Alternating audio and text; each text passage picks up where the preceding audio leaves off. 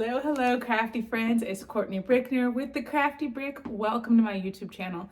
I'm very excited that you're here with me today because if you just saw my recent video on using Caesar metallic puff, you will see or you notice that I was having some issues. This was one that I made, and look how bad that S is, that line right through the S. I was having some trouble. And then I actually made something else off camera and had this happen. Let me show you. You can see the U here, and you can also see the E and the S.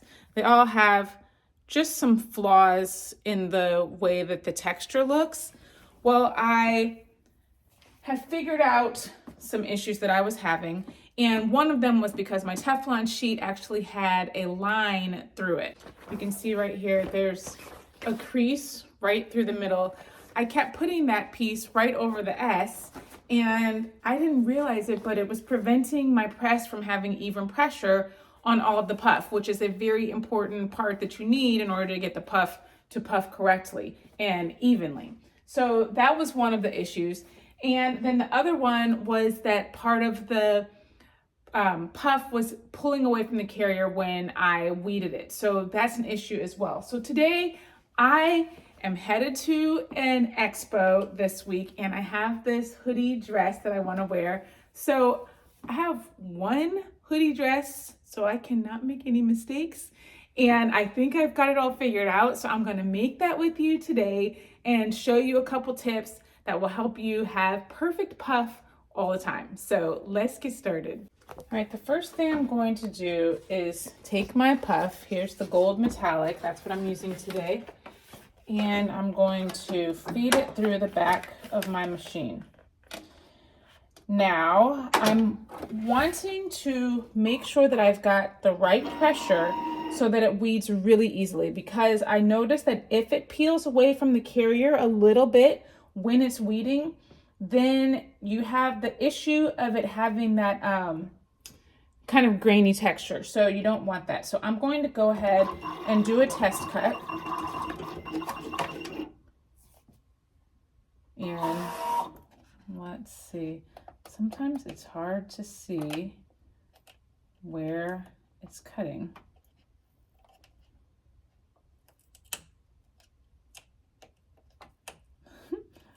I cannot see this at all.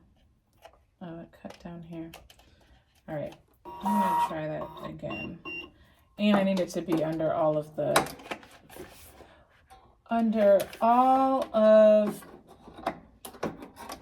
rollers here. Let me lift this roller. Let me actually show you. So when you're cutting without a mat, you want to make sure that all of the rollers are on the grip rollers at the bottom. This one is a little far over, so it wasn't touching the vinyl. So I want to move it to the middle so that it's touching all the places of the vinyl, because if it's not touching all the way across, then you will have it kind of pulling and it will be out of place. So now I lay down all the rollers, lock them in place, and I'm gonna try this again.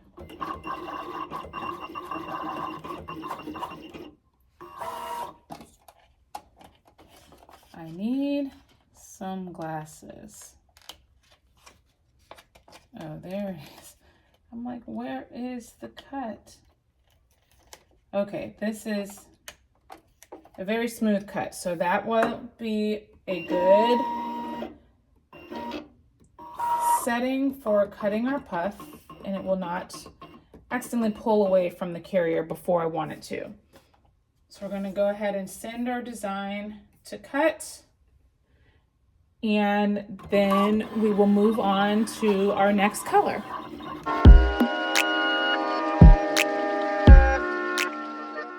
All right, let's go ahead and get that out.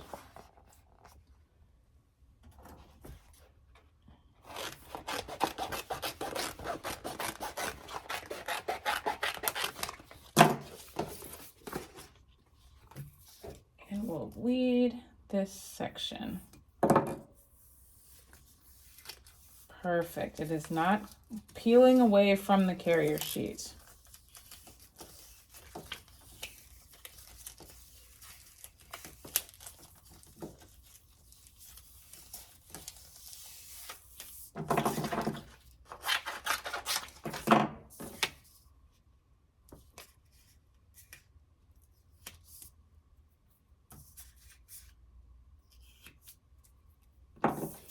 All right, so we got that one, and now we'll do our white.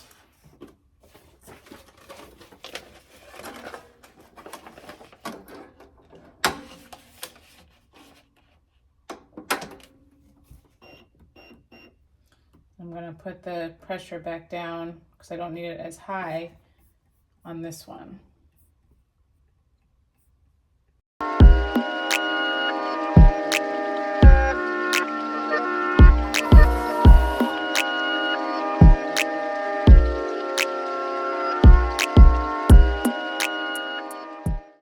All right, first thing we're gonna do is turn our press on to 280, and time to 8 seconds. All right, and now we're set. All right, while it's warming up, I'm just going to get my shirt set up. I'm going to put it this way. Actually, let's take this little tag off.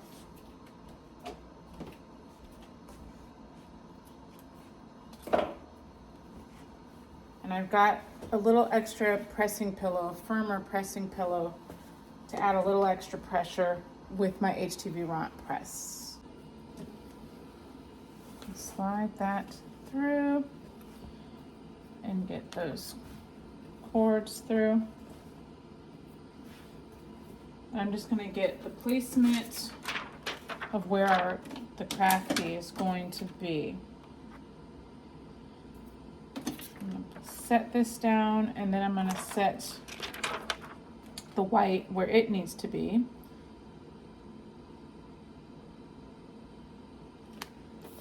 All right. And then when it heats all the way up, we'll be able to place it on our shirt.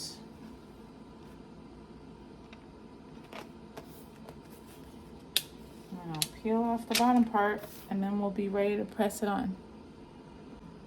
Okay, our press is heated all the way up. One thing I do want to point out, this had a little extra fabric here that was going to make a surface that was not flat and even. So I made sure that that part was kind of folded up, and the pressing pillow was not, it wasn't touching the pressing pillow. So it's all flat right here. I do not have any uneven surfaces like I did last time. So we have that going for us. So now I'm going to get the placement right on this. Well, actually, you know what? I should have put this on first. Oopsie daisy. Well, there's the placement of those. And then that will go right there when I press that. So let's press this on first. I'm going to do the full 8 seconds because really this is supposed to be pressed at over 300. Oh, well, that came off in there. All right, we got that. I was able to recover it. Now we need our puff here. Get that lined up. Oh my gosh, I'm so excited about this shirt. All right, hold on a sec. I'm going to get a little Teflon to cover those white parts. I actually have little sheets of Teflon paper.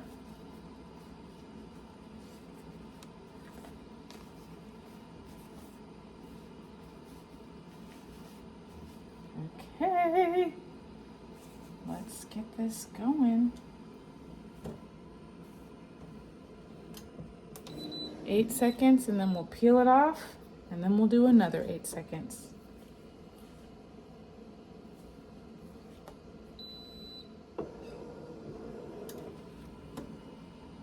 Stole my Teflon sheet again.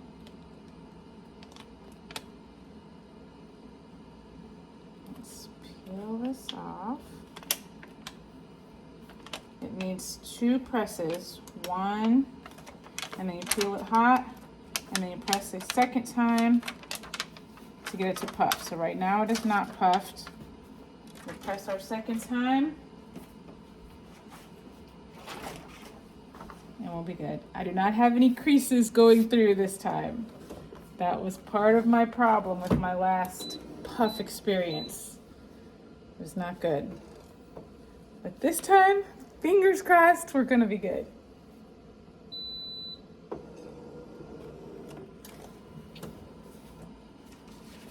Woohoo! Look at that puff. It looks so good.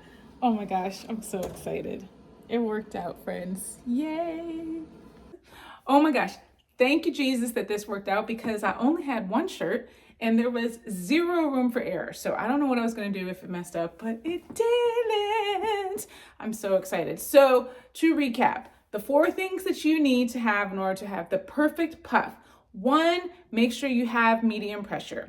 2, make sure that you've got even pressure that touches all the parts of the puff evenly. And make sure you do not have a line or crease through your Teflon sheet, because if you do, then that will prevent even pressure on one part of the letter, and that's what happened previously, so don't do that. And then the 4th thing is make sure that you have got good pressure when you are cutting out your puff with your cutting machine, and you want to make sure that when it weeds, that it weeds really easily and it doesn't come away from the carrier, it doesn't peel away from the carrier prior to being pressed, because if it does, then that's when you get the uneven pressure and it looks kind of grainy. Not the uneven pressure, that's when you get the kind of grainy, if it does peel away from the carrier, that's when you get the kind of grainy texture. You don't have this nice smooth texture that you have here.